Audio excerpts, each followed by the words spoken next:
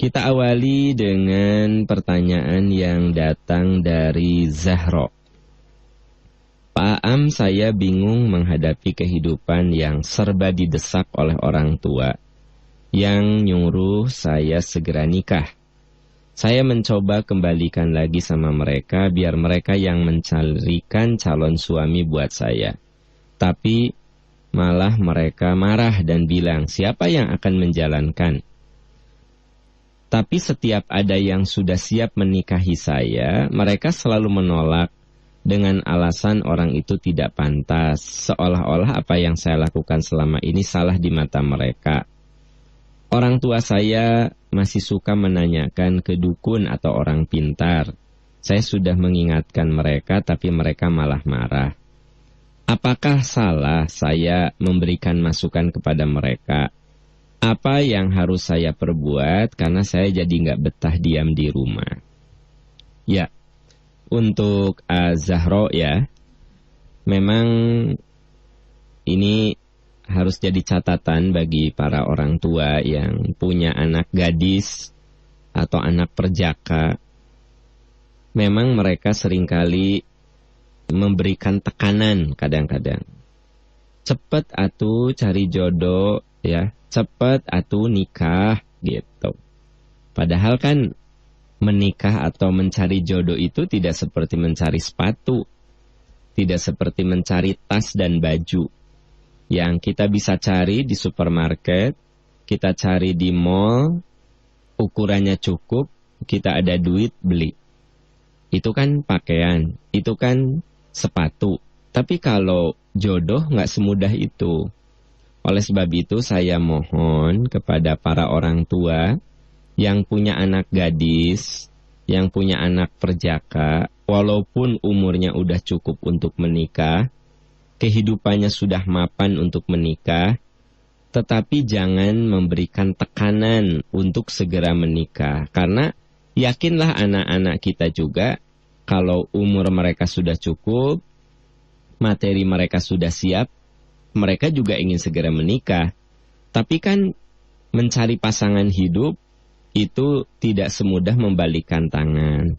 Jadi sebelum saya jawab pertanyaan Az-Zahro, saya memohon dulu kepada para orang tua yang punya anak gadis, anak perjaka, yang anak-anaknya itu sudah cukup umur untuk menikah, ya kita memberikan anjuran, mengingatkan, itu boleh.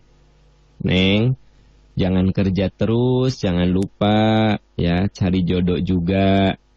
Neng, jangan karir terus. Coba pikirkan pendamping hidup kamu. Ya boleh-boleh saja orang tua mengingatkan. Tapi menekan, mendesak. Nah itu yang tidak boleh sebenarnya. Kenapa? Karena ya jodoh itu nggak bisa dipaksakan. Jodoh itu cocok-cocokan. Nah, sekarang pertanyaan Zahro, menghadapi orang tua yang selalu menekan tentang jodoh. Kemudian setiap kali membawa calon, orang tuanya bilang nggak pantas itu. Nah, ini memang dilematis. Yang parah lagi, orang tuanya masih suka ke orang pintar. Ke orang pintar di sini maksudnya ke dukun lah, nggak usah bilang orang pintar. Ke dukun ya, suka datang ke dukun berkonsultasi. Nah, memang penyakit orang yang suka ke dukun, biasanya mereka tidak pede dengan pengambilan keputusannya kalau belum nanya. Udah gitu kadang-kadang jawaban dukun itu sebenarnya suka tidak masuk akal. Tetapi walaupun nggak masuk akal, biasanya oleh penanyanya sangat dipegang teguh. Dan kalau melanggar kata-kata mereka, mereka akan merasakan itu sebuah kesalahan besar. Nah, itu penyakit orang yang suka datang ke dukun. Jadi, datang ke dukun itu sebenarnya edik. Dia nagih. Jadi, setan itu seringkali mengkondisikan orang yang datang ke dukun itu nagih. Coba, mojang-bujang perhatikan. Anda punya teman, punya saudara, ya, punya orang tua yang suka nanya ke orang pintar, nanya ke dukun. Mereka itu nggak berani ngambil keputusan kalau mereka nggak nanya. Karena memang dukun itu berkolaborasi dengan setan mengkondisikan agar orang yang percaya ke dukun itu dia tidak mantap hatinya kalau tidak nanya, gitu. Coba aja perhatikan.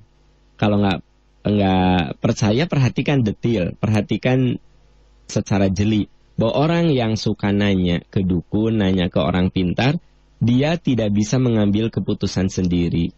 Karena memang setan mengkondisikan agar orang itu punya ketergantungan. Mau beli rumah saja nanya ke dukun, ya. Beli rumah, beli mobil, nomor mobil saja nanya ke dukun. Ya, duk ini kan kalau manggil ke dokter dok, ya. Kalau manggil ke dukun duk.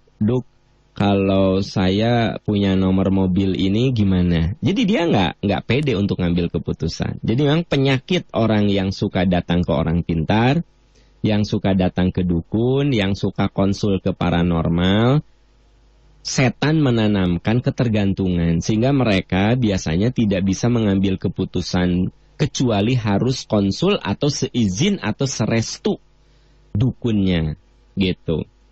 Ya, pernah ada kasus nih. Ada seorang anak muda datang ke saya, dia merasa bingung karena waktu awal-awal berpacaran orang tuanya menyetujui. Jadi sejak kuliah semester akhir tuh mereka pacaran. Jadi si anak laki-laki ini, si anak muda ini punya calon lah ya. Nah, biasa orang tuanya seneng, orang tuanya sering muji ya. Calon istri kamu itu ya, pacar kamu itu orangnya sopan, kemudian ramah, cantik, pintar, nak gitu ya. Sering muji lah si orang tuanya. Tapi begitu anaknya bilang bahwa dia mantap untuk menikahi perempuan itu, orang tuanya bilang, nanti dulu, mamah mau nanya dulu ya ke paranormal. Nah, si orang tuanya nanya ke paranormal. Lalu si paranormalnya mengatakan bahwa itu tidak baik karena hari kelahirannya tidak baiklah untuk anaknya. Apa yang terjadi?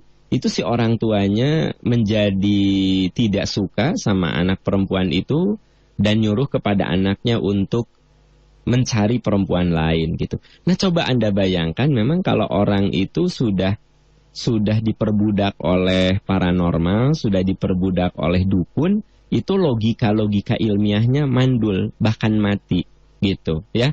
Jadi waktu ditanya apa alasannya, kan mama suka sama pacarku ini, ya pokoknya gitulah, pokoknya mama nggak suka gitu. Jadi tidak jelas alasannya. Nah, ini memang sulitnya menghadapi orang yang sudah terbiasa konsul ke orang pintar.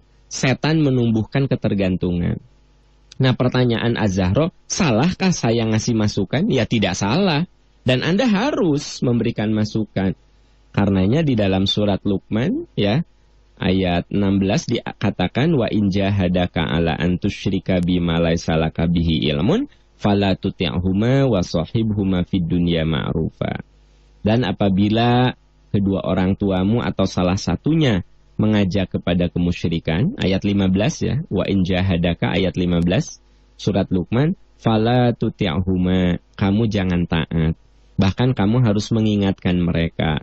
Wa shahibhuma fid dunya ma'rufa, tapi bergaullah, perlakukanlah orang tua itu dengan baik.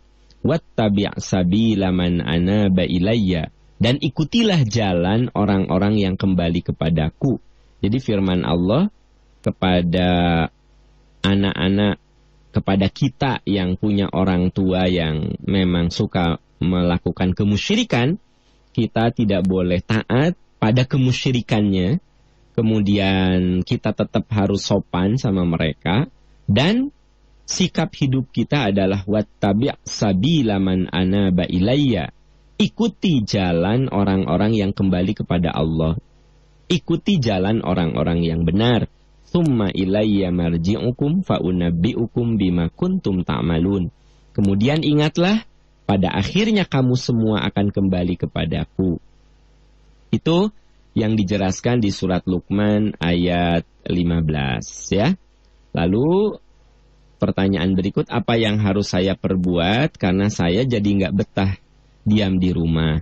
Ya, kalau Anda nggak betah diam di rumah itu diisi dengan hal-hal positif di luar sih nggak apa-apa. Yang penting kan Anda mengisi dengan hal-hal positif. Di ayat tadi dikatakan bergaulah dengan mereka secara baik. Jadi kalaupun Anda lebih banyak aktif di luar, ya Anda ceritakan bahwa Anda ada kegiatan di luar, ya. Jangan menghilang begitu saja. Ah, males. Orang tua teh bawa kemusyrikan, menekan jodoh. Aku bawa calon juga malah dinistakan. Aku males di rumah. Akhirnya nggak pernah pulang dan tanpa ngomong. Nah, ini salah juga.